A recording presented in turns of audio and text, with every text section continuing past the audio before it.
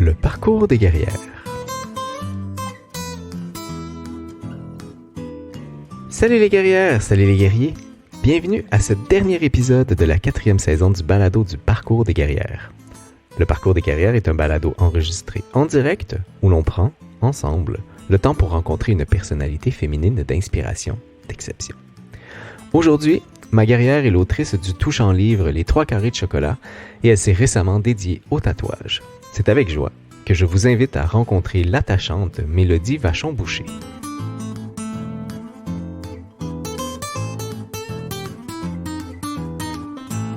Mélodie, bonsoir! Salut! Merci d'avoir accepté l'invitation d'être ma guerrière pour le parcours des guerrières aujourd'hui. Ben, ça me fait plaisir. Comme j'ai dit en introduction, tu fais plein de choses dans ta vie, mais beaucoup orientées sur les arts. Donc, j'aimerais ça ce soir, si ça te va, qu'on discute du parcours qui t'a amené à être à détenir les différents rôles que tu possèdes. Là, je pense notamment à autrice, BDiste et tatoueuse. Donc, est-ce que ça te va comme menu? Oui! Excellent. Allons-y! Allons-y.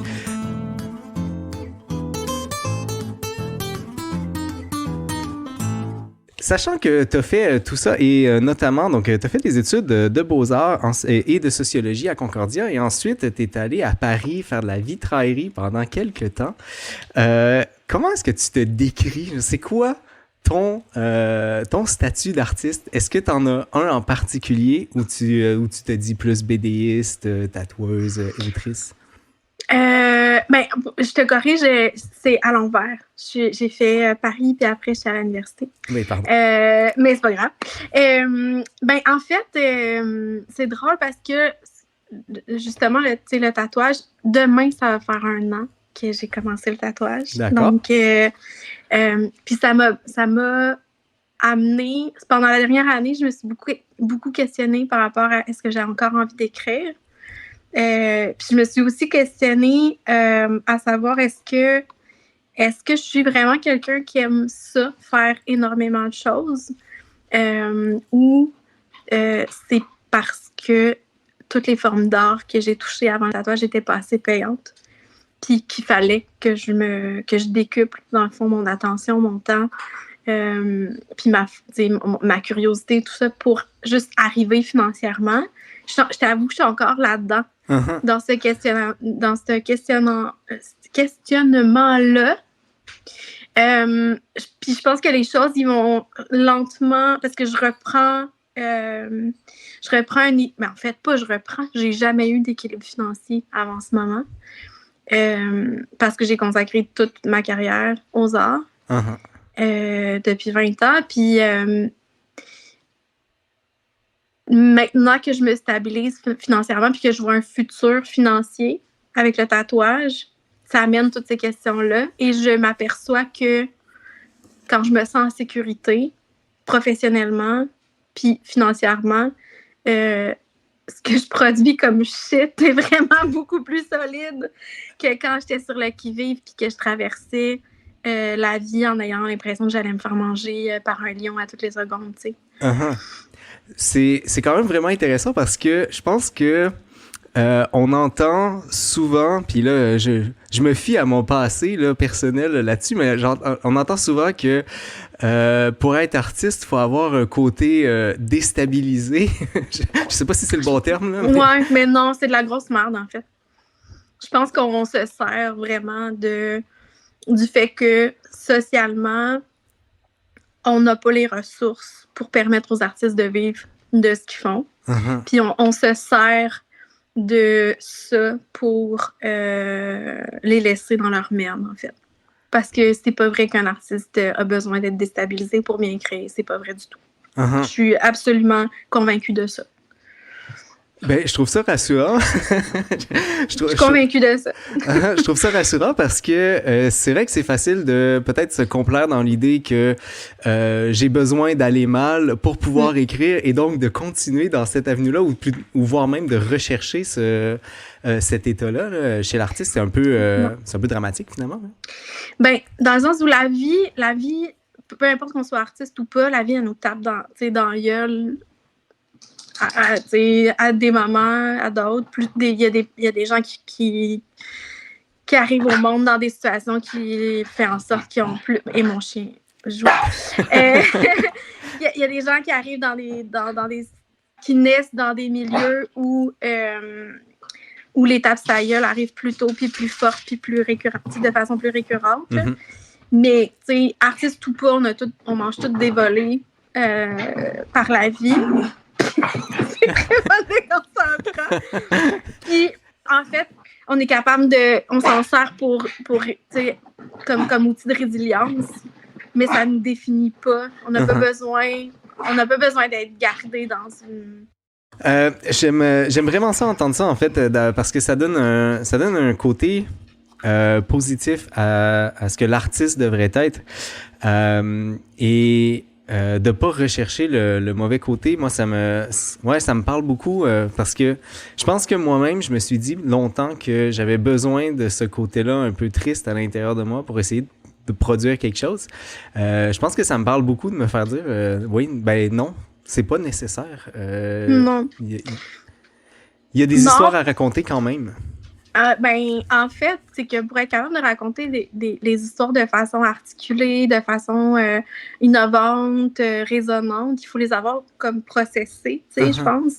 Tu sais, je pense que si j'avais écrit, mettons, Les 3 carrés de chocolat qui traitent d'agression sexuelle le lendemain de ma dernière agression sexuelle, ça n'aurait pas été le même ouvrage du tout. Je pense que l'ouvrage aurait été moins universel, aurait été moins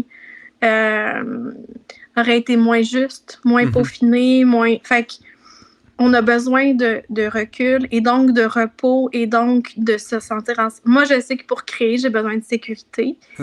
J'ai pas grandi dans la sécurité. C'est un nouveau sentiment pour moi, là. Ça fait peut-être 2 ans que je me sens en sécurité en général dans ma vie. Puis c'est là que je suis capable de faire les affaires les plus articulées. Non seulement ça, mais je suis aussi capable de voir que mon travail est bon. Et je suis capable de voir que... Parce que, tu sais, il y a des gens... C'est drôle parce que il y a des gens qui vont dire « Ouais, mais tu sais, les affaires difficiles que tu as vécues, c'est ce qui te fait, tu sais, c'est ce qui t'a formé. » Avant, j'aurais été d'accord avec ça. Maintenant, je suis absolument désaccord avec ça. Je pense que beaucoup de souffrances, beaucoup de choses que j'ai vécues que j'avais pas à vivre. Que, dans le sens où...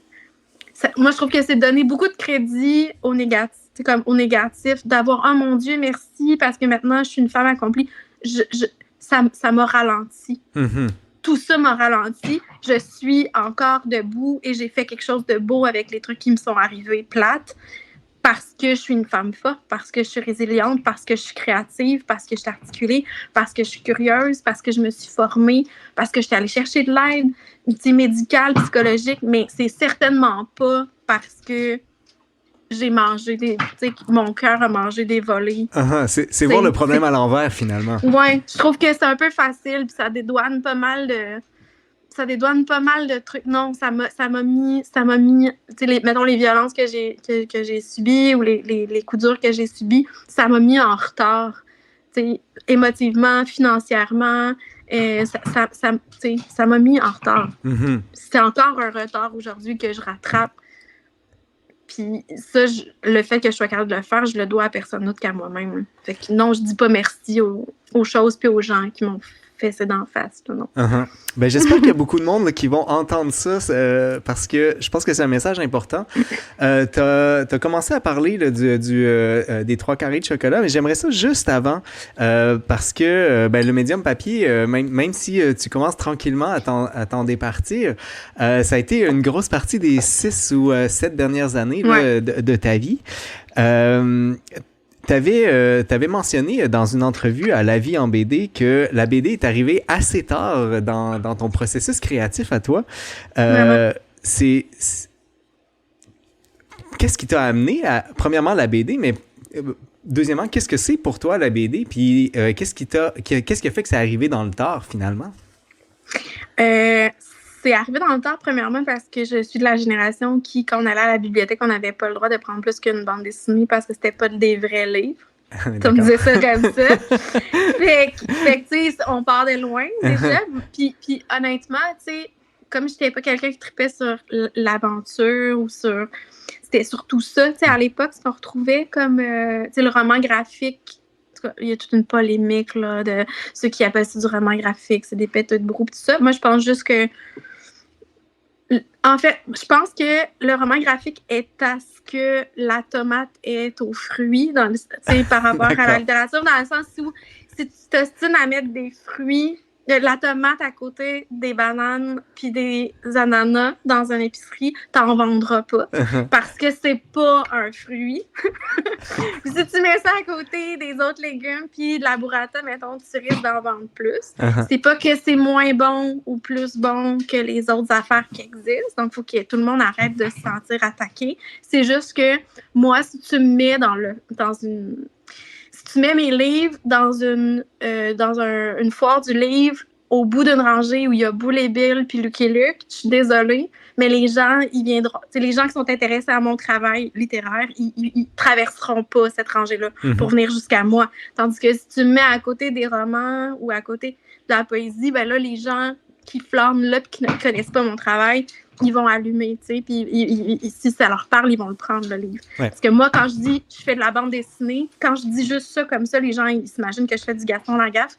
C'est trop pas ça. Fait que je peux pas dire...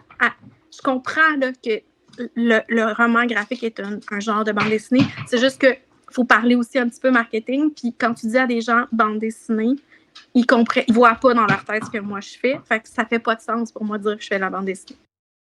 Tu comprends? Je comprends très bien. Fait qu'il y a ça. Puis c'est arrivé tard, donc du coup, parce que j'étais sûre que j'aimerais pas ça. Puis je décortique ça comme ça aussi parce que je sais que moi, si je m'étais arrêtée au titre bande dessinée, au titre même, j'aurais pas lu de ça et j'en lisais pas avant d'en faire. C'est parce que j'ai pris un atelier de bande dessinée parce que je me suis dit, j'écris depuis toujours, je dessine depuis toujours. J'aimerais ça apprendre à faire les deux en même temps. Puis je trouvais pas ma voie là-dedans. Je voyais pas comment le faire. Fait que j'ai pris un atelier pour apprendre à faire ça.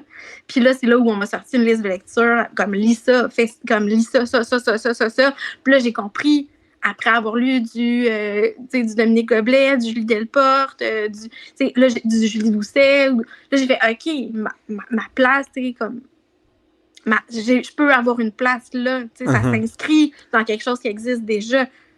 Mais si j'avais pas eu ça, j'en aurais pas lu, donc j'en aurais certainement pas fait. Là. Je comprends. Et d'ailleurs, je prends la balle au bon là-dessus. Là. Tu dis que tu mentionnes d'avoir trouvé un peu le chez toi. C'est quelque chose que tu as déjà mentionné dans une entrevue que tu as réalisée.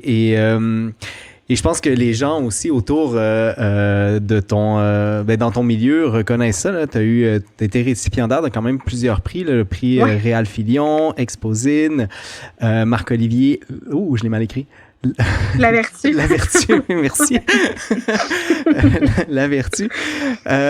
Donc même si, puis je trouve ça vraiment fun l'idée de, OK, officiellement, c'est de la BD, mais il faut accepter que derrière, ça peut vouloir dire plusieurs choses. Parce que moi, j'allais poser la question, puis elle est peut-être rendue impertinente, que moi, la BD, généralement, j'aime pas ça. Et ça s'est adonné, en fait, que j'ai acheté par le passé, là, rien à voir, mais ton livre, j'avais ça dans ma bibliothèque. Mais je vois pas, c'est en trop petit. Attends. Ah, mais OK, c'est parce que j'avais une vue bizarre. Ah, mais c'est tout blanc. Parce que j'ai trop c'est les 3 carrés. C'est les 3 carrés de chocolat. C'est quelque chose que j'ai acheté là, il y a peut-être 4 ans. 4 ans. Mais là. Et ce qui m'avait attiré, puis je trouve ça drôle que tu l'as mentionné comme ça, c'est que c'était justement dans la section poésie. Oui, je sais, il y a des libraires qui le mettent dans la poésie, puis moi, ça me fait vraiment plaisir parce que en 4e année, je me rappelle qu'on m'avait demandé qu'est-ce que je voulais devenir plus tard, puis j'avais dit poète, tu sais. Fait que moi, que mes affaires se retrouvent en poésie, puis que, tu sais, mettons, cet été, on m'a invité pour la première fois en tant que poète à Caraquet, au festival. J'étais ravie, là. Tu sais, comme quand j'ai commencé ma lecture sur stage, j'ai fait comme, là, moi, aujourd'hui, j'ai réussi. Ça y est, là. C'est ma consécration. Oui, ouais, vraiment. Puis, tu sais, j'en ai même profité pour faire un petit fuck you, tu sais, à mon oncle qui riait de moi, genre, quand je disais que je voulais devenir poète, ben, j'étais comme, man, je suis petite, là. Genre, c'est fait. Je mérite ma place. Ouais. Fait que, ouais, c'est ça, je trouve ça vraiment le fun que ça se retrouve en poésie. Puis, je sais pas si dans toutes tes lectures, tu as vu ça, mais moi, ce qui me touche vraiment beaucoup de ça, c'est que des Trois Carrés de chocolat, c'est que la Fondation Marie-Vincent, qui s'occupe des enfants puis des adolescents qui commencent des thérapies après avoir vécu des violences sexuelles ou des agressions. Et cette fondation-là accueille les enfants et les adolescents avec ce recueil-là. D'accord. Fait que, ils m'ont écrit pour me dire on n'avait pas avant ton recueil, ben pas ton recueil, mais avant ton livre, on n'avait pas d'ouvrage qui parlait de ça de façon douce. Puis je comprends parce que quand on parle de ça, on est beaucoup plus dans l'émotion agressive ou dans la défense ou dans la dénonciation. Puis c'est vraiment correct aussi, mais moi, c'est pas comme ça que je voulais l'écrire, ce livre-là, parce que je voulais qu'il me fasse du bien en l'écrivant. Puis je voulais qu'il fasse du bien aux gens en le lisant. Fait que c'est comme ça que je l'ai écrit, mais tu sais, ça a été vraiment au-delà de mes... Je me revois au-dessus de la poubelle avec ce manuscrit-là en me demandant je le jette-tu ou je le scanne, tu sais. c'est publié ou détruit. Ouais. Puis tu sais, là, j'ai fait comme OK, fuck off, je vais le scanner puis je vais l'envoyer. Puis je me rappelle, je l'envoyais à Renaud Plante, puis dans la demi-heure, il m'écrivait c'est bien certain qu'on le fait, genre. Fait que, tu sais, ça n'a pas de bon sens, là. Dans le sens qu'il y a des gens, je sais bien qu'il y a des gens qui travaillent des dizaines d'années, là, avant d'avoir un oui, puis qui attendent 8 mois avant d'avoir un retour d'un éditeur. Moi, ça a pris une demi-heure, là. Tu sais, c'est ridiculement rapide, tu sais. Mais en même temps, je pense que le livre est tellement écrit avec une honnêteté, une transparence, une douceur, mais en même temps un coup de poing dans la vie, mais dans le bon sens du terme. Honnêtement, je pense que c'est l'affaire la plus juste que j'ai écrite de ma vie. C'est vraiment juste. Je pense que c'est un excellent terme. Oui, parce que, tu sais, des fois, j'en relis là, des affaires que j'ai faites, puis je fais, tu sais, je le referais de même. Ça, non, jamais. À chaque fois, les rares fois, mais tu sais, à chaque fois que je le relis, je fais exactement. C'est vraiment ça qu'il fallait que ça soit. Genre, je changerais aucune virgule. Aucun mot et aucune image. Je pense que les images sont autant importantes dans le propos.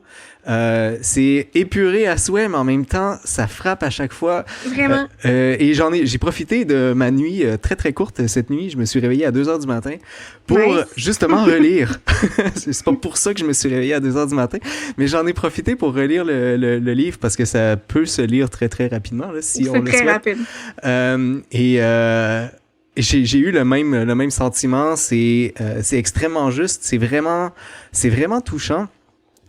Puis j'ai envie de revenir sur un message, pas un message, une citation que tu avais déjà dit par rapport à ce livre-là, qui était, je cite, « Depuis que mon livre est sorti, on m'a posé plein de questions. On m'a demandé si c'était de la bande dessinée, si je pensais que c'était pas un peu trop simple comme livre, si ça avait été difficile de l'écrire. En fait, la seule question qu'on ne m'a pas posée en entrevue, c'est « Est-ce que c'est vrai? » Probablement par délicatesse, mais aussi par peur que la réponse soit « oui ». Puis je me suis sentie un peu énergumène parce que moi, j'avais envie de la poser, cette question-là. Mais finalement, on me l'a posé très maladroitement sur un stage à Québec au Salon du Livre. Genre, vraiment sur un stage. C'est-tu vrai? Oh mon Dieu! J'étais comme, vraiment, là? C'est en train de se passer, ça, là? Là, j'ai juste fait oui. C'est comme, qu'est-ce que je dirais pas? Ça s'est terminé comme ça, ouais. Ouais, d'accord. C'est ça. En fait, c'est ça.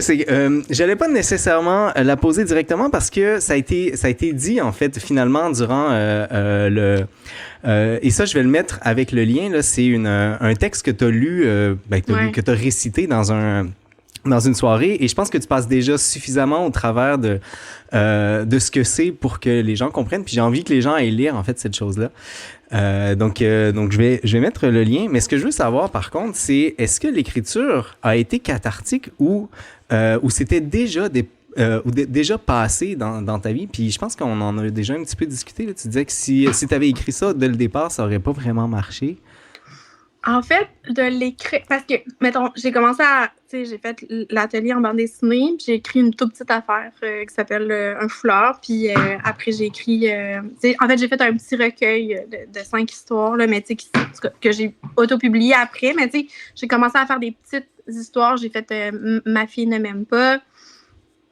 Je savais que je voulais parler de ça, parce que je trouvais que c'était un sujet important, puis que c'était vraiment le médium idéal. Mais, puis je me rappelle d'avoir essayé de commencer, d'avoir fait commencer à faire un découpage avec des vraies images de ce qui s'est passé ces 3 fois-là. Puis là, je me suis dit, premièrement, ça prend énormément de temps à faire, la bande dessinée. J'ai pas envie de me taper 6 mois, ne serait-ce qu'un mois de dessin graphique de ça. J'ai pas envie de me faire ça, puis j'ai pas envie de faire ça au lecteur. Parce que ça va pas être un livre. Je voulais, tu sais, dans le fond, c'est pas que je voulais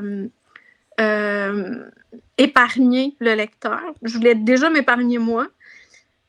Mais je trouvais que c'était pas. J'allais dire pas intéressant, mais c'est pas vrai. Ça aurait été un autre style de livre. Ça aurait été. Mais j'ai beaucoup de violence en moi, mais je suis pas une personne violente. Puis en fait, je me rends compte avec le temps que si j'ai ne serait-ce qu'un talent, c'est de faire de la beauté puis de la douceur avec ce qui n'a pas de bon sens, mettons, dans ma vie. C'est ça mon talent, en réalité. Fait que c'est juste... C'est ça, j'étais allée dans un abbaye. Je voulais aller... Ben, je faisais ça. Là, j'habite seule, je peux le faire ici, mais... j'étais allée dans un abbaye, puis je voulais travailler sur d'autres affaires. J'avais fini ce que j'avais à faire, puis il me restait une journée, puis je me suis dit, OK, je pars, je le fais, cette affaire-là. Puis c'est ça, fait que j'ai comme, OK, là, il me reste du temps, je le fais. Puis j'ai commencé à le faire. En fait, les verres, tu sais, l'espèce de verre avec les fils, me sont comme venus. Puis là, j'ai commencé à écrire 2-3 phrases. J'ai fait, OK, c'est le temps, faut que je le fasse. Puis j'ai commencé à l'écrire en essayant de me justifier. Tu sais, je me rappelle, en fait, d'avoir commencé, puis d'avoir écrit des affaires comme, tu sais, j'avais quel âge, ou... Tu sais, il était quelle heure, c'était où, puis tout ça, puis j'étais comme, pourquoi j'essaie de me justifier? C'est comme si j'essayais de me justifier ou de m'excuser, comme si je prenais... C'est comme si je prenais pour les autres, ou je prenais pour... Tu sais, puis là, j'étais comme, non. Si j'écris ce livre-là, il faut... C'est vraiment mon mot d'ordre. Il faut qu'à chaque page, je me choisisse. Je prends pour moi. Ouais. Puis, si je prends pour moi, peu importe il était quelle heure, peu importe j'avais quel âge, peu importe ce qui se passait, ce qui est en train de se passer était pas correct. Puis, tu sais, il y a comme un... Tu sais, c'est de mal en pire, en fait, là. Tu sais, dans le livre, il y en a 3, puis, tu sais, c'est vraiment grave ce qui se passe. Tu sais, plus on a... Tu sais, la première fois, c'est pas drôle, mais c'est pas non plus... Puis, mais tu sais, bon, dans le fond, je voulais prendre ces 3 événements-là puis les mettre sur un pied d'égalité. Puis faire, c'est aussi grave ça que ça que ça. Voici l'impact que ça a eu dans ma vie, puis voici une piste sur comment j'en suis revenue de ça. Puis c'est vraiment mon but, c'est de prendre la main du lecteur puis de faire le tour de ces 3 affaires-là puis faire comme, c'est ça qui arrive. Puis je pense que ça a fonctionné parce que j'ai autant eu des personnes qui m'ont écrit pour me dire merci, ça a ouvert le dialogue entre moi et ma sœur qui avait vécu telle affaire. J'ai eu des hommes qui m'ont écrit en me disant je viens de comprendre certaines relations sexuelles que j'ai eues avec des femmes où les femmes étaient juste pas là, on dirait, puis j'ai pas compris ce qui se passait, puis là, je comprends ce qui s'est passé. Ouais. Il y a eu comme plusieurs lectures de ça, puis j'ai trouvé ça hyper touchant, mais c'est ça, le morceau qui me manquait quand je l'ai écrit, c'était de prendre pour moi. Parce que même quand je me la racontais, l'histoire, avant de l'écrire, il y a une partie de moi qui me responsabilisait peut-être d'avoir vécu ça. Fait que ce que ça a fait, premièrement, c'est que ça l'a dit. Ça devenait vrai. C'était plus juste dans ma tête. Mais en même temps, c'est devenu un objet. Fait que Maintenant, quand je le lis, le livre, je fais « Ah oui, c'est vrai, ça s'est passé, ça m'est arrivé, c'est mon histoire. Mais il y a un effet de... Premièrement, parce que j'ai fait le tour de cette affaire-là. Fait que la boucle est comme faite, c'est devenu quelque chose. Ça a tellement été... Pour vrai, le fait que la Fondation Marie-Vincent l'utilise, j'ai fait œuvre utile. Je peux pas... En plus, oui. Fait que c'est là, ça existe. Je sais que c'est encore écrit dans mes réflexes, dans mon corps, dans mon cœur, Puis on guérit jamais de ça. Ça reste toujours, mais c'est tellement... C'est ça, c'est devenu comme un objet, un peu comme un bibelot que je fais « Ah ouais, c'est vrai, tu sais. » Une mèche de cheveux tressée que j'aurais coupée et j'aurais mis dans un sac. Je fais « Ah, tu sais, il fut un temps où c'était une mèche de mes cheveux. » À cette époque, ça m'a défini complètement. Maintenant plus. Mais là, c'est des cheveux. C'est des cheveux dans un sac. Intéressant. Qui était à moi. Qui était à toi, qui t'appartenait, qui est encore dans ton passé, mais qui te définit plus. Non, vraiment pas. Le livre s'appelle Trois chocolats parce que c'est le processus qui est mentionné surtout vers la fin du livre là, par rapport à un psychologue qui te fait manger. Est-ce que c'est vraiment comme ça que ça s'est passé avec des chocolats, oui? Oui. Ben, en fait, il ne les a pas fait manger. Ah non, OK. Il m'a dit, tu feras ça chez vous. C'est ça chez toi. Puis j'ai fait ça, puis c'est encore mon psychologue, en fait. On le salue. Stéphane. Bonsoir. Mais tu sais, j'ai eu affaire à lui on-off, là, mais c'est vraiment ma personne. Ça fait 15 ans que c'est mon psychologue. Okay. Fait que, il y a eu des périodes où, pendant 3 ans, j'avais pas besoin de lui. Puis il y a eu des périodes où j'avais besoin de coaching pour une situation, où j'étais rendue ailleurs dans mon cheminement. Puis que là, j'étais comme, OK, je vais adresser ça. Est-ce que tu peux m'aider? Mais ouais, c'est vraiment... il m'est arrivé avec cette... Puis il paraît, j'en ai parlé avec d'autres psychologues... de façon informelle, puis il paraît que c'est hyper commun, là. OK. C'est vraiment c'est basic, behaviorisme de base. De se retrouver à l'intérieur de soi-même. On ne dira pas nécessairement comment, parce que ça vaut la peine là, que les gens lisent le livre, mais oui, donc voilà, les trois chocolats. Les 3 carrés de chocolat. Pardon. Les 3 carrés de chocolat. Merci de la correction. Voilà. J'avais peut-être une dernière question là, concernant le fait que ça soit discuté ou que la question te soit posée directement. Je pense que c'est vraiment une question d'opinion, là. Est-ce que tu penses que le fait de ne pas poser la question, ça participe socialement au fait de rendre ça un peu honteux ou de remettre la responsabilité à la personne? C'est comme je te pose pas la question parce que ça pourrait donner l'impression que je pense que tu es responsable ou quelque chose comme ça? Non. Dans le cadre d'une lettre, mettons? Ouais, je reviens au fait que tu disais que ça avait pas été posé comme question. Ouais, ben, en fait, moi, je trouve que, tu sais, quand on crée par rapport à ce qu'on a vécu ou ce qu'on est, moi, ce qui m'intéresse bien plus, c'est des entrevues qui parlent de mon processus, de mon parcours, parce que ça, je trouve que c'est porteur, c'est informatif, c'est universel. Puis ça peut être utile, tu sais. Mais c'est-tu vrai? À part du voyeurisme, je vois pas vraiment ce que c'est d'autre. Puis, tu sais, je ferais, mettons, une comparaison. Ça pourrait être comme d'inviter une danseuse d'art contemporain qui fait un numéro où elle est complètement nue, puis qu'on la voit arriver sur la scène, puis on fait comme, ben, pourquoi vous êtes habillée, tu sais? Ben, parce que là on m'a interviewé sur mon travail. Ouais, mais on vous a vu de toute façon tantôt tout nu. Vous pourriez vous mettre tout nu sur le plateau. Ouais, mais là, je suis pas en performance. Là, je viens parler de mon travail. Ouais, mais on veut quand même vous voir. Ouais, mais ça n'a pas rapport. Je ne vous montrerai pas mes boules pour le fun de. Fait que je trouve qu'il y a de ça un peu, faire comme si tu vrai. Ben, on s'en crisse, tu sais. Pour vrai, ça fait pas de ça. On s'en doute, là. Tu sais, j'écrirais pas aussi bien l'agression sexuelle si ça m'était pas arrivé. Le point, c'est pas ça. Le point, c'est est-ce que c'est un bon livre? Pourquoi? Comment je l'ai écrit? Qu'est-ce qui se passe quand on écrit un livre? c'est quoi c'est qui mes influences. Mais c'est vrai, je trouve que Chris, au niveau journalistique, là, c'est ça ta plus grosse question dans une entrevue. C'est ordinaire en parlant.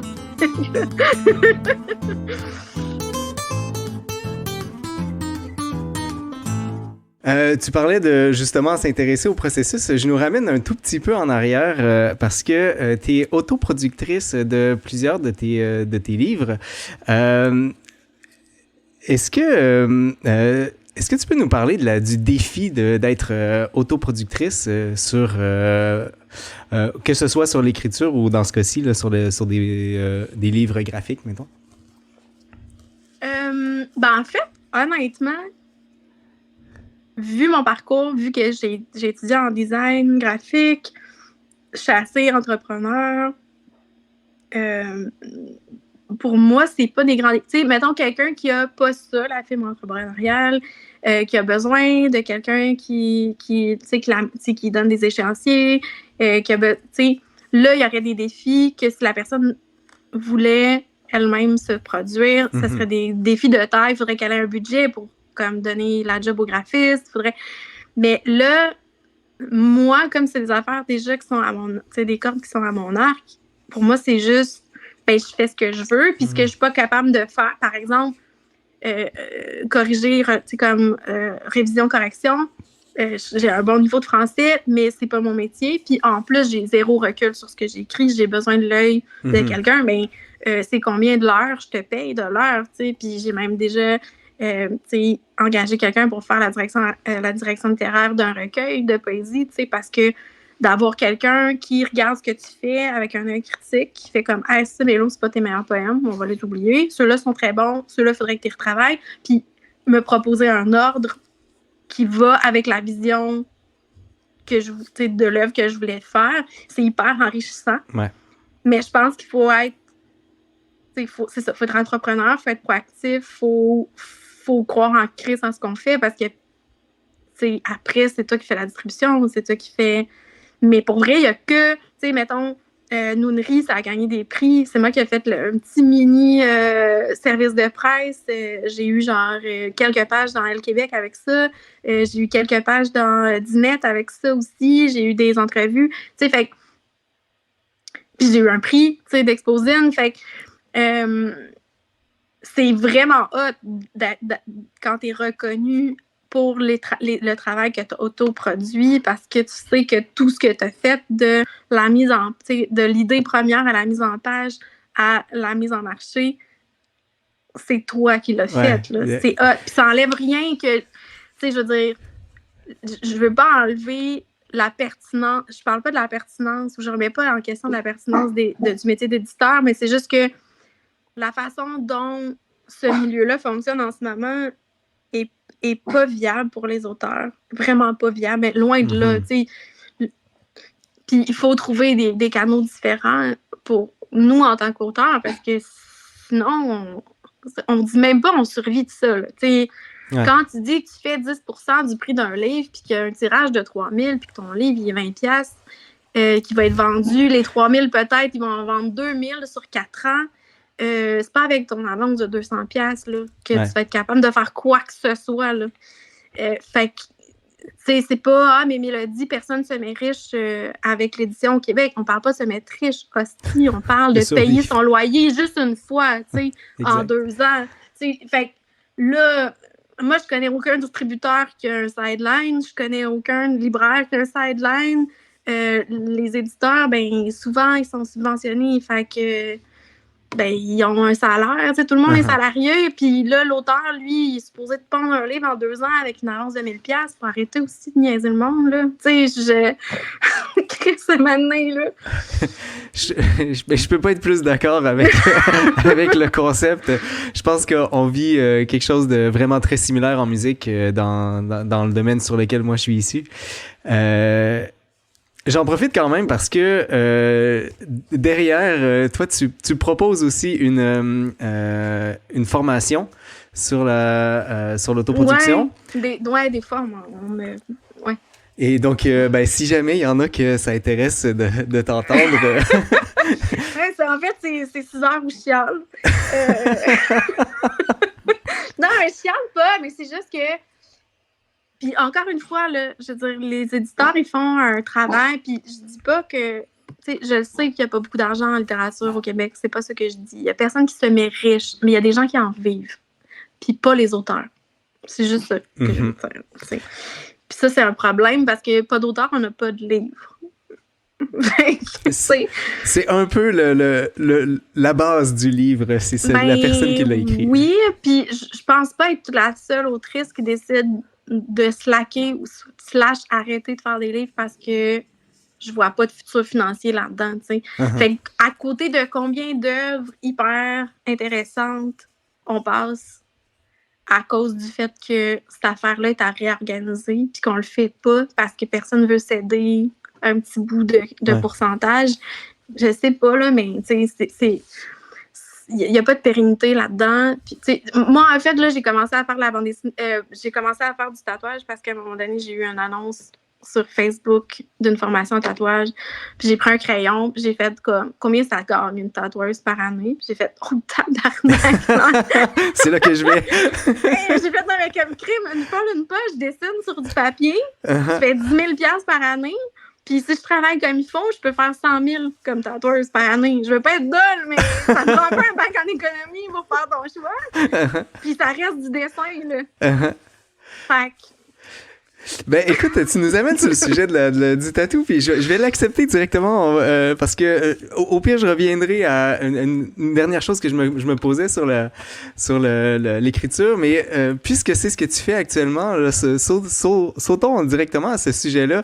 Ben j'allais justement te poser la question. On voit peu de choses sur Internet actuellement par rapport au fait que tu sois tatoueuse versus justement sur l'écriture, parce que sur l'écriture, j'ai eu un paquet d'informations à lire sur toi. Et je comprends que ça date de moins longtemps. Est-ce qu'il y a aussi une séparation que tu as fait entre les deux mondes, ou c'est plutôt une continuité? C'est drôle. Je pense qu'il y a peut-être, mettons, une personne sur 4 qui vient en tatouage, que j'ai vraiment l'impression qu'ils viennent rencontrer l'autrice, puis qu'ils veulent un morceau de l'autrice en bande dessinée sur... J'ai l'impression que je fais une dédicace. D'accord. Sur 4, c'est quand même cute. Je trouve ça très beau. Il y a un côté... Honnêtement, quand j'ai commencé, il y a, mettons, 6 ans à faire de la bande dessinée, quand on me demandait de faire des dédicaces, j'étais sûre que je me cachais et je chiais dans mes culottes de peur. J'étais sûre que j'allais scraper le livre de la personne. Ça me terrorisait. Maintenant, je dessine pour toujours avec de l'encre dans la peau, du sang et tout ça déjà. Fait qu'on voit un peu là, le cheminement au niveau de la confiance en soi. Puis ça, je pense que c'est venu, tu sais, de façon assez progressive, mais il y a je pense que c'est en continuité. C'est juste que parce qu'il y a une histoire de narration. Puis tu sais, je lis sur l'anthropologie du tatouage, c'est fascinant. C'est un métier de femme à la base. Il y a 6000 ans, c'est des femmes qui tatouaient des femmes. C'était des femmes chamanes. C'était dans la protection, dans la guérison. Les gens, ils viennent. Il y en a qui viennent, ils pleurent. Il y en a qui parlent pas du tout. Il y en a qui racontent leur vie. Il y en a qui, clairement, ils veulent que tu leur racontes leur vie. Mais, tu sais, c'est vraiment un espace où les gens se rendent vulnérables, où moi aussi, tu sais, je suis tout à eux. Tu sais, c'est intime. C'est une proximité que j'avais pas avant avec les gens. Puis je me sentais pas capable de... En fait, non, je me savais pas capable d'accueillir à ce point des gens, mais je pense aussi que je ne m'accueillais pas à ce point en tant que personne puis artiste. Puis justement, tu sais, j'en parlais avec mon psychologue, puis il était comme, c'est tellement symbolique, tu sais, que ton rapport à l'autre, au corps, à ton corps, au corps de l'autre se soude, tu sais, tout ça a comme refait du sens. Pour vrai, je marche plus de la même façon. Tu veux dire, dans la rue? Dans la rue, ah oui? Ça m'a transformée dans le sens où ce que je fais a vraiment je trouve, une portée beaucoup plus grande. Je me vois comme réellement comme une personne qui fait en sorte que ce que la personne elle a dans le cœur transparaît sur sa peau et que ça la prépare pour sa grande parade de la vie, tu sais. Fait que je me sens ça, tu sais, je me sens aux premières loges de l'épanouissement, de la fragilité qui devient une force. Je me sens vraiment utile. Aussi, quand je rentre de travailler, je peux maintenant faire comme de me dire j'ai eu une bonne journée. J'ai une vraie fatigue de travail parce que quand tu écris, c'est dans ta tête, mais là, je suis avec mon corps. Je travaille avec mes mains, avec le corps de l'autre, je l'accueille dans mon espace. J'ai une vraie fatigue. Mais surtout, j'ai eu vraiment l'impression que il y a comme une espèce d'aura glam là, qu'il y a autour de l'auteur. Là. Mettons, tu es invité à souper, puis là, on te demande qu'est-ce que tu fais dans la vie, puis tu fais ben, j'écris des livres, le monde fait waouh, c'est hot. Mais tu sais, en réalité, c'est la seule place où c'est hot parce que tu vas chez le banquier pour faire comme moi, j'aimerais ça consolider mes dettes. Ils vont faire comme qui tu fais quoi dans la vie? Des dessins? Non. C'est comme ou tu veux acheter quelque chose, jamais de la vie, ou tu sais, moi, l'année passée, je me suis acheté un char. Mon père, il a fallu qu'il signe. J'ai 40 ans, Chris. Là, c'est pas glam là, être auteur. Tandis que il y a un aura autour des tatoueurs. Pour vrai, quand tu dis que t'es tatoueuse, en plus, une femme, ça pète. Là. Les gens font comme « Oh shit, elle sait où est-ce qu'elle s'en va, elle sait ce qu'elle fait. » Mais en plus, ça veut dire que je gagne ma vie correctement. T'sais. Puis, la différence, c'est que les gens, quand je finis de travailler, ils m'applaudissent pas.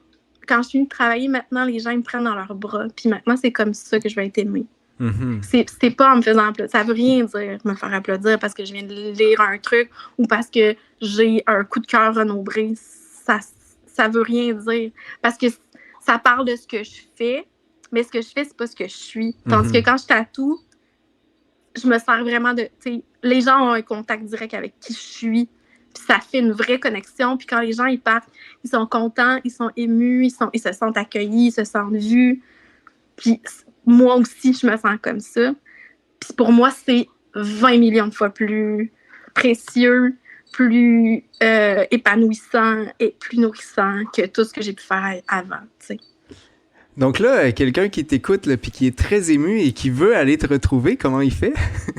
Me retrouver où? Pour pouvoir se faire tatouer par toi? Ben, dans le plus beau des studios avec les deux plus fines. Parce que ça aussi, il y a le fait que je vis la plus grande histoire de sororité entrepreneuriale de ma vie avec deux jeunes femmes qui, mon Dieu, j'aimerais... Je les admets. Tu sais, 22, 26 ans à peine, avec l'aplomb des filles qui vont marquer des dépôts pour toujours, avec la même douceur que la mienne, avec moi, ces filles-là, puis je me sens écoutée, je me sens comprise, je me sens accueillie, je vis, honnêtement, c'est pas la première fois que je le dis, mais c'est vraiment la plus belle image. Si le tatouage était une personne, j'aurais trouvé mon âme sœur. Ça, c'est tellement beau. Je suis amoureuse du tatouage. Ça veut pas dire que je vais plus écrire de livres. En plus, j'ai un projet avec une de mes clientes qui est médecin, d'écrire un livre sur la médecine du tatouage parce que ça n'existait pas. OK. Parce qu'il y a plein de questions en tant que bébé tatoueuse que je me pose, que je veux contre-vérifier avec une médecin. Fait que c'est le genre de choses que... Tu sais, j'ai encore des choses à raconter, mais honnêtement, tu sais, tatouer, c'est un peu un one-woman show, là. C'est dans le sens où... c'est dans le sens où... Ça arrive des fois que je parle pas parce que clairement, la personne est dans sa tête, c'est vraiment cool. Mais la plupart des gens, ils viennent rencontrer quand même la personne avec qui ils vont passer... parce que le dessin, ils vont passer leur vie avec, fait qu'il faut... Puis c'est ça, là, c'est un petit peu un one-woman show, là. Fait que, tu sais... C'est ça. Je raconte mes affaires là. Puis j'aime les livres. Les livres sont beaux, sont sacrés et tout, mais je suis fâchée. Je suis très fâchée contre je me suis sentie pillée. Vraiment, en fait, dans le milieu du livre. Puis c'est pas tous les éditeurs qui. Tu sais, je veux dire, c'est pas. Je veux pas. Tu sais, honnêtement, si j'avais pas été publiée, mais par un éditeur reconnu, mes auto-éditions n'auraient pas eu le même impact. Tu sais, je veux dire, ça a mis le petit follow spot sur ma noix, c'est correct, mais c'est pas gratuit. Ouais. Ça coûte beaucoup plus cher que 90% de tes revenus. C'est une grosse publicité, là. C'est une publicité qui coûte cher à avoir. Ouais, vraiment, je trouve. Dans la recette actuelle, là, je crois pas à ce modèle d'affaires-là. Puis n'importe qui sait un peu... Parce que c'est ça l'affaire, là, c'est que les auteurs, on sait pas juste écrire puis dessiner, là, on sait compter aussi. N'importe qui sait compter, il voit bien que ça peut pas marcher. T'as dit tantôt que c'était un one-woman show, pardon. Je trouve que l'image est très très bien. Peut-être la question qui est subsidiaire à ça, c'est est-ce que les choses que tu dessines sont toujours issues de toi ou des fois les gens arrivent avec des choses et tu fais ce que eux ils te proposent? Les gens ils vont me proposer des affaires, mais ils vont pas m'arriver. Moi ça m'insulte beaucoup là essayer de me faire imposer des affaires. Je suis comme non. Parce que honnêtement, je me fais plus chier dans la vie. C'est très correct. Fait que, tu sais, mettons, il y a quelqu'un qui m'a comme écrit 4-5 messages full, surtout si t'insistes. Et non, t'es pas la bonne fille, mettons. Mais tu sais, genre, j'aimerais vraiment beaucoup un loup. OK, mais moi, je dessine pas des loups. Ouais, mais j'insiste, j'aimerais vraiment un loup de toi. Non, mais là, c'est là que je te réponds juste plus. Là, genre, moi, je m'ostine plus. Fait que non. Mais, tu sais, mettons, quelqu'un qui a vraiment saisi, qui aime mon travail, puis qui fait comme, hey, tu sais, aujourd'hui, j'ai fait un piment, tu sais. Un piment fort. D'accord. Avec des feuilles puis des petits bourgeons. Mais, tu sais, la personne a juste fait comme, je veux ça dans ton style. Je serais jamais allée là toute seule. Puis c'était super beau, là. Fait que j'aime ça quand les gens m'amènent vers eux. Mais c'est ça, je prends pas les commandes je reproduis pas les dessins des autres, à part les dessins d'enfants. Ça, c'est merveilleux. D'accord, intéressant. J'en ai fait un à date. Puis c'est vraiment une maman qui est arrivée avec le dessin d'un monstre, genre de sa fille. Puis je l'ai fait tel quel, tu sais, comme je l'ai retracé tel quel. J'ai pas corrigé, puis je l'ai fait de même. C'est malade. Wow. C'était pour vrai, c'est un des plus beaux tatouages que j'ai fait de ma vie. Ben, je peux comprendre. Il y a une charge émotive quand même assez intense de vouloir graver finalement ce que son enfant a fait pour soi. C'était vraiment beau. Puis tu sais, j'ai dit à la maman, j'ai fait, pour vrai, tu diras à ta fille que la tatoueuse a dit que c'était un très beau dessin, puis que vraiment bravo. Puis elle a dit, je vais lui dire. Elle va être très, très fière, c'est certain. Fait que, ouais. Mais sinon, c'est ça, c'est dans Saint-Henri. C'est un magnifique building, genre centenaire. C'est full lumineux, c'est hyper calme, avec de la petite musique douce de filles, là, puis avec du café, puis des collations. Pis... Ben, s'il y en a qui sont intéressés à voir sans même se rendre, ils peuvent aller sur ton Instagram. Ouais. Il y a un paquet d'images et de vidéos qui sont diffusées là-dessus. Évidemment, je vais mettre aussi l'Instagram dans le lien là, avec le podcast. Le balado, pardon. Je vais dire ça en français. Donc voilà, je vais mettre ce lien-là et je vous invite très certainement à aimer la page à Mélodie puisque vous allez avoir des très, très belles images de ce qui se déroule et vous allez voir aussi ses collaboratrices et l'ambiance qui a l'air d'être absolument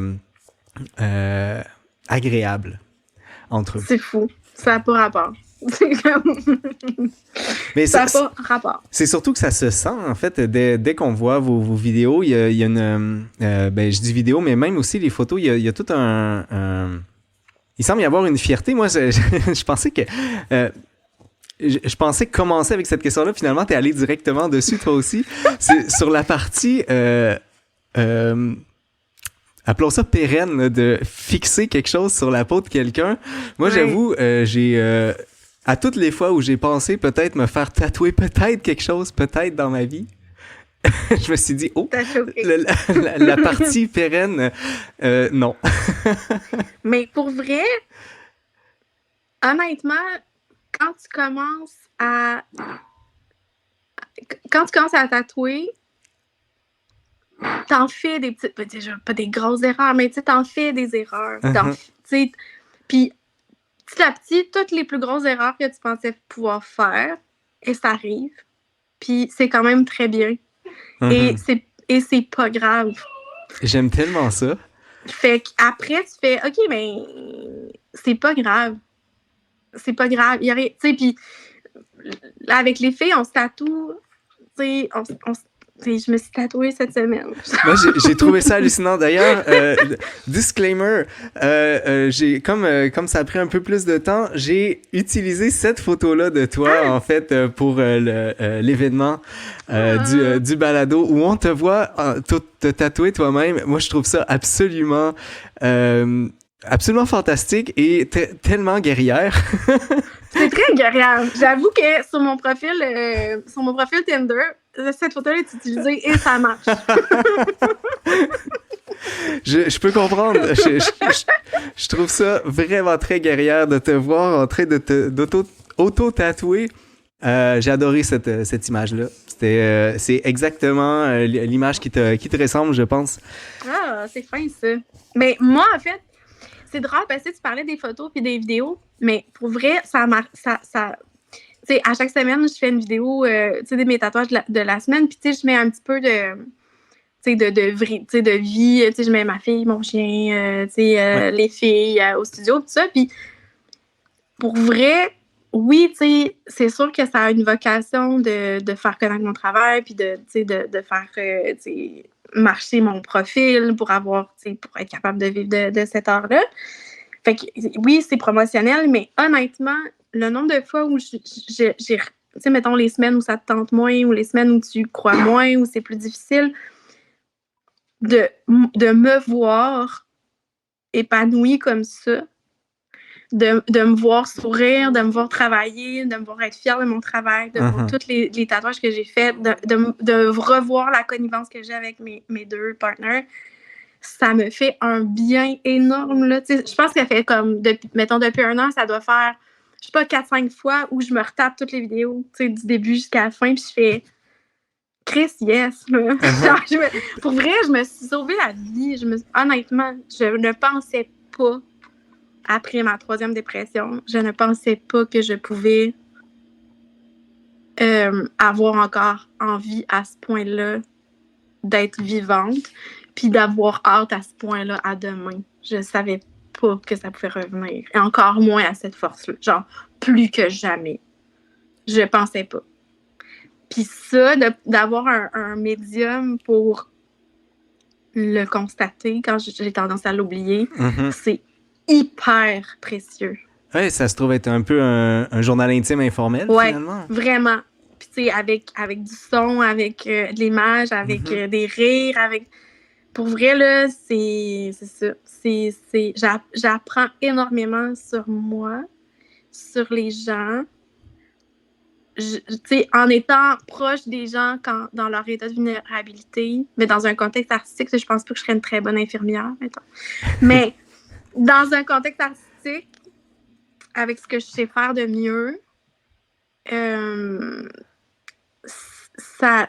y a comme une espèce de magie qui fait en sorte que j'ai l'impression que je comprends mieux l'humain. Donc les autres, donc moi, puis je suis plus en paix avec... J'apprends à être claire aussi. Tu sais, ça va se passer comme ça. Ça va coûter tant d'argent. Est-ce que ça te convient? Est-ce que tu veux qu'on arrête? Est-ce que tu vas bien? Tu sais, ça me ramène vraiment à la base. C'est que maintenant, je suis capable de m'exprimer. Je suis capable de mettre mes limites. J'ai refusé des gens en tatouage. Faire non, je te tatoue pas. J'aime pas ta vibe. C'est mon plaisir et plus à vendre. C'est ça. Maintenant que j'ai ça, je vais défendre ça bec les ongles à la mort. Il y a personne qui va venir me voler ça, tu comprends? Qu'est-ce que je te dis à ça? Félicitations, bravo. C'est quoi la réponse qui est naturel à donner. Yeah! Yeah! You go, girl! Mais ouais, c'est pour vrai, c'est ça. Je sais pas si c'est ça, c'est une espèce de force de vivre, là, mais ça, personne va me l'arracher. Oh, Chris, non. Oh, non. C'est ni à vendre, ni à voler, genre, non. Ben, go, girl! Yeah!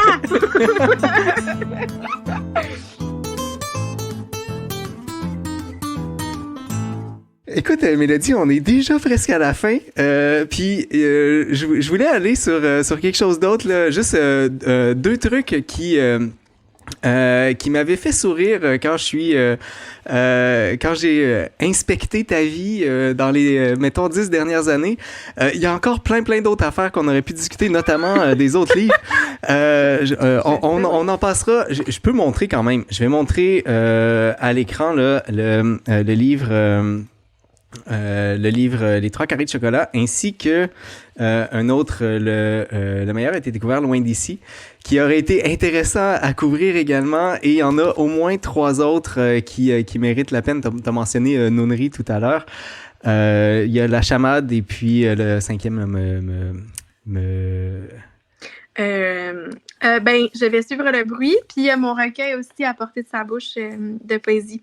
Voilà, donc tous ces livres-là, je vous invite à regarder ça. Mais moi, la question que j'avais, c'est qu'est-ce que c'est ça, Fée des viandes? Mais en plus, c'est cool que tu aies pris cette photo-là, est magnifique. OK, mais attends, c'est pourquoi Fée des viandes? C'est ça la question? Qu'est-ce que c'est cet événement-là? Ou c'est... Non, mais c'est que, OK, la vraie histoire, c'est que l'année passée, je pensais que j'avais encore droit à de la PCRE, puis là, j'ai appris que non. Fait que là, j'ai fait il manque de l'argent. J'avais déjà fait des macarons. Des macarons, là, pour...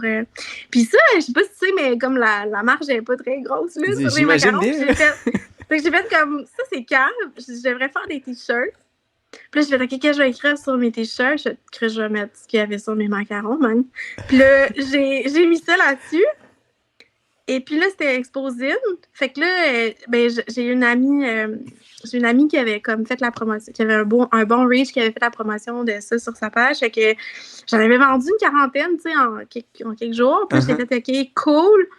Je les ai fait faire avec l'argent que j'ai reçu. Puis là, j'ai fait comme, mais c'est Exposine. Fait que là, j'ai amené ce que j'avais de fait à Exposine, puis je l'ai revendu. Puis là, après, j'étais dans mon char, puis là, j'ai ri beaucoup, parce que je venais de me sauver la vie, genre, financière. Fait que là, j'ai fait, OK, très bien. Là, j'ai pris l'argent.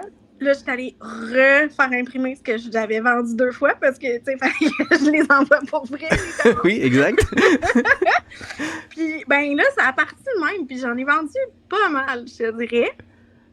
Fait que là, je t'ai amené. Fait que ça arrête. C'est fini. D'accord. Là, j'aime pas ça aller tant que ça à la malle. je vais cesser, mais c'est très drôle. Puis j'ai un peu mis tout ce qui me passait par la tête, dans le sens où c'est la même façon que je fais de la poésie. C'est que je découpe des affaires dans des livres, puis j'ai découpé Fée, des viandes. Je me suis dit ensemble, je vais te créer, tu fais des viandes, c'est drôle en récit. Puis j'ai fait c'est encore plus drôle sur un t-shirt. Et, pas de joke, j'en ai vendu une dizaine à des gars en 3X large. Mais tu sais, moi, là, un gars, mettons, de 350 livres avec un t-shirt fait des viandes, là. C'est parfait. Puis d'ailleurs, là, l'une de mes collègues, elle en a vu un dans le métro, elle a comme couru après, genre, elle voulait prendre une photo. Finalement, elle a fait comme, non, je l'ai laissé tranquille. Mais elle était comme, oh mon Dieu, faut que Mélo voit ça. Fait que moi, c'est ça. Des gars super costauds avec des viandes sur le chest en rose fluo. Moi, c'est oui. Moi, ça, c'est oui. Fait que, mais fait des viandes, c'est ça. C'est juste une... D'accord. C'est juste une bulle au cerveau. Mais c'est ça. Puis c'est comme ça que Poupée Rustre, c'est dans la même veine, en fait. Ouais, c'est devenu mon nom de tatoueuse. D'accord. Puis on aurait pu faire une émission complète sur la Poupée Rustre, mais bon. Probablement. Et en fait, il y en a un autre nom qui, lui, date de beaucoup plus longtemps que ça. Je nous lance ça, puis je le mentionne après. Oh shit, man!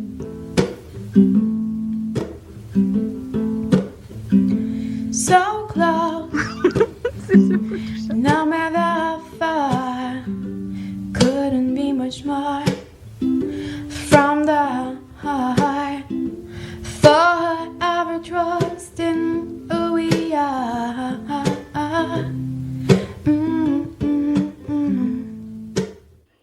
Donc, c'est ton interprétation de Nothing Else Matters de Metallica que tu as réalisé sous le nom de Cheval Marcel. Ouais. Et j'ai eu beaucoup de difficultés à me confirmer que c'était bel et bien toi. Pourquoi? Ben, on se connaît pas. Et donc, j'étais pas certain à 100% que c'était bel et bien toi qui chantais. Et il a fallu que je fasse des recherches sur Cheval Marcel pour confirmer que c'était bien et bien ça. Et oui. Est-ce que tu chantes encore? Ben, dans mon auto. D'accord. Mais ça, pour vrai, ça me manque. J'ai été dans une chorale gospel aussi, comme ado. Mais tu sais, ado, j'avais un band. Tu sais, j'étais comme la fille du village qui chantait. Là. Fait que... Puis tu sais, j'ai pris des cours de guitare, puis j'ai des cours de chant, puis tout ça. Mais non, ben tu sais... Tu chantes pour toi. Mais ça me manque. Mais tu sais, assez pour que quand je prends, mettons, ma guitare que je joue, ce qui est fucking rare, mais tu sais, mes enfants, ils sont comme « Maman! » Tu sais chanter? Fait que, ouais. Mais c'est ça a fait partie de ma vie beaucoup. Puis pour vrai, j'ai une belle voix, là. Je chante encore. Mais je suis dans mon tout à fait d'accord. Dans mon char.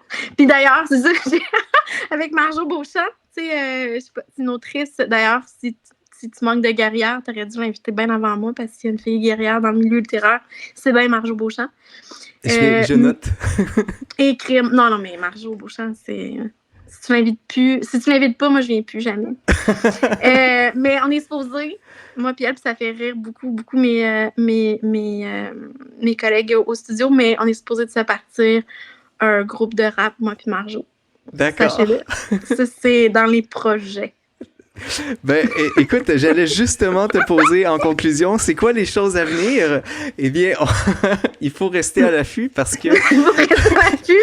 Parce que DJ Mélo va devenir... Non, c'est pas DJ, mais il va avoir... Mais en fait, c'est parce que ce que je trouve vraiment drôle dans la vie, c'est juste... Ben, je parlais tantôt de fait des viandes, gros gars. Mm-hmm. Moi, c'est les contrastes qui me font rire. Puis, tu sais, quand on voit, tu sais, ça annonce une gentille fille. Tu sais, je suis pas grande, je fais 5 pieds.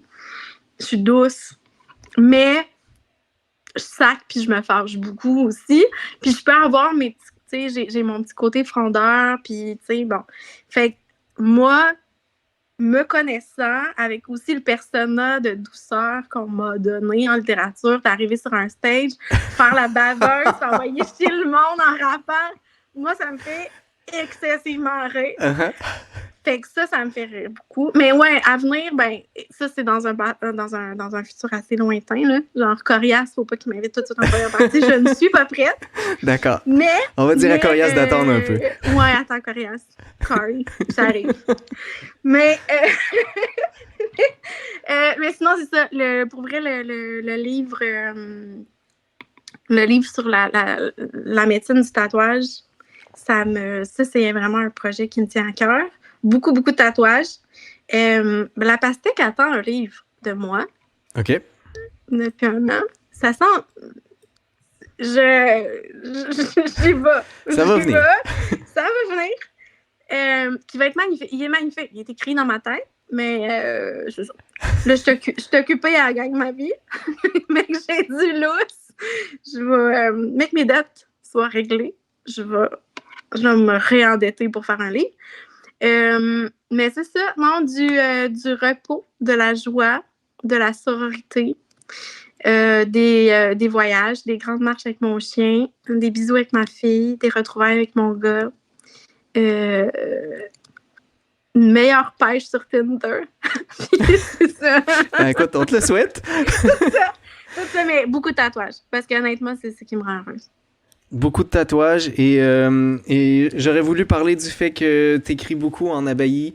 On l'a mentionné un peu. J'ai cru comprendre que tu y allais souvent, donc beaucoup d'autres abbayes. Est-ce que ça fait partie encore des choses nécessaires? Pas tant. Pas tant? La paix, en fait, j'y allais parce que j'avais l'impression que là-bas, j'allais rejoindre une version de moi-même, une femme en moi que je n'étais pas capable de ramener à Montréal.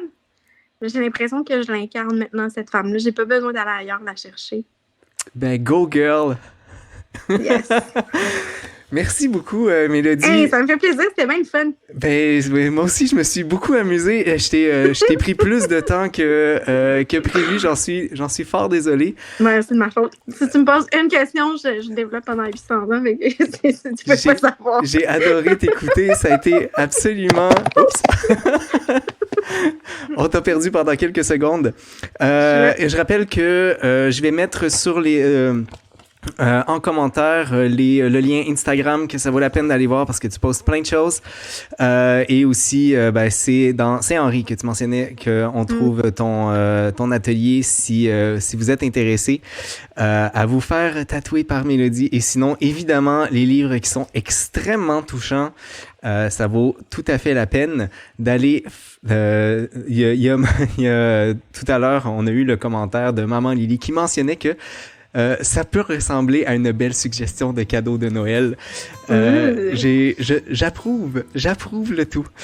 Voilà, j'ai pas d'autre chose à vous dire. Merci encore, Mélodie. Ça me fait vraiment plaisir. Vous venez d'entendre le parcours des guerrières avec la tatoueuse Mélodie Vachon-Boucher. Cet épisode clôt la 4e saison du Parcours des guerrières. Je tiens donc à remercier chaleureusement toutes les guerrières qui ont accepté de partager leur parcours avec moi. Ce fut un honneur que j'espère avoir été à la hauteur. Le Parcours des guerrières devrait vous revenir pour une 5e saison. Demeurez donc à l'affût en vous abonnant à la page du Scientifique du lundi sur Facebook pour être notifié des différents événements à venir. D'ici là, avec vous, et pour la dernière fois cette saison, c'était le Scientifique du lundi qui vous souhaite bonne science.